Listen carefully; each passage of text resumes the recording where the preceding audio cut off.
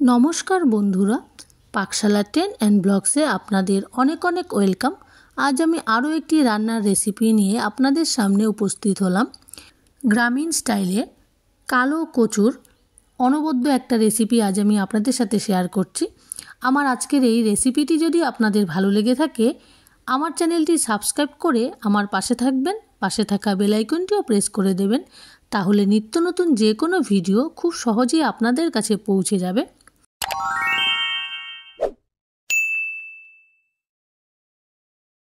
এই রেসিপিটি তৈরি করবার জন্য কালো কচু ঠিক এরকমভাবে কেটে উপরের খোসাটা ভালো করে ছাড়িয়ে নিয়ে জল দিয়ে ধুয়ে বয়েল করতে বসিয়ে দিয়েছি। জল সমেত বসিয়েছি।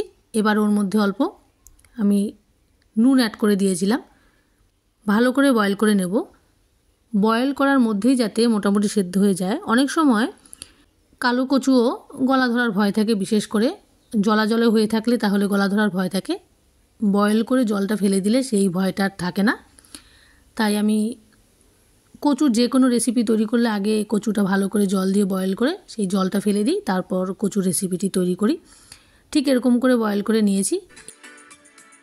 এবারে গ্যাসের মধ্যে কড়া চাপিয়ে কালো জিরে, শুকনো লঙ্কা ফোড়ন দিয়ে দিলাম। কালো জিরে আর শুকনো লঙ্কাটা ডিপ ফ্রাই করে নেব।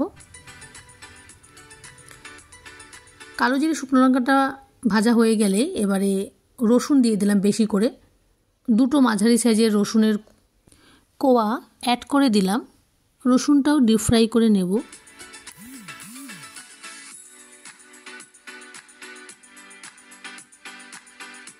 শুকনো লঙ্কা, কালো জিরে, রসুনটা ভালো করে ভাজা হয়ে গেছে।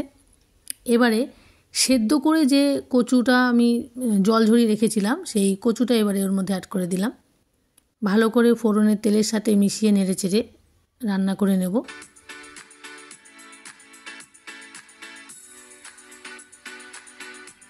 এবারে স্বাদ অনুযায়ী নুনটা দিয়ে দিলাম। নুনটা ভালো করে মিশিয়ে নেড়েচেড়ে রান্না করে নেব।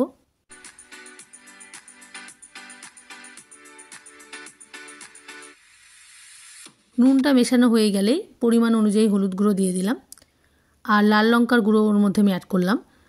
লাল লঙ্কার গুঁড়ো আর হাফ টেবিল চামচ জিরের গুঁড়ো দিয়ে দিলাম ওর মধ্যে।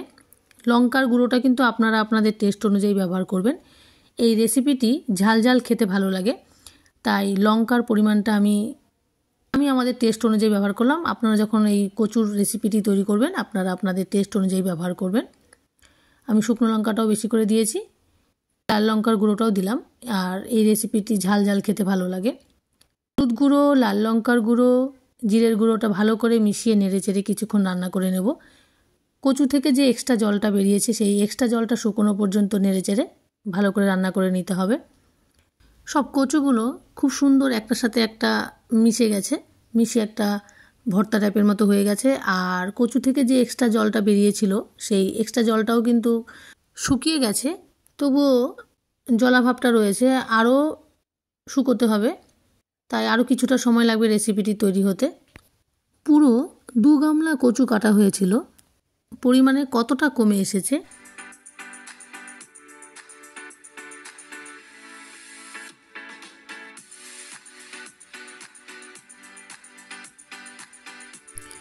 কচুর মধ্যে এক্সট্রা জলটা যে ছিল এবারে কিন্তু একেবারে শুকিয়ে গেছে। কালো কচুর এই রেসিপিটি এবারে তৈরি হয়ে গেছে। ঠিক এরকম করে একটি পাত্রের মধ্যে নামিয়ে নেব।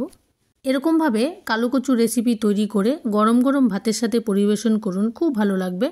খুবই টেস্টি একটা রেসিপি। আমরা গরম ভাতের সাথে খেয়েছিলাম, দারুণ লেগেছিল। আমার আজকের এই রেসিপিটি যদি আপনাদের ভালো লেগে থাকে লাইক, শেয়ার, কমেন্ট করবেন। আর আমার চ্যানেলটি সাবস্ক্রাইব করে আমার পাশে থাকবেন। ধন্যবাদ। আজকের মতো এখানেই বিদায় নিচ্ছি। আবারও আসবো অন্য কোনো নতুন ভিডিও নিয়ে। আপনারা ভালো থাকবেন, সুস্থ থাকবেন।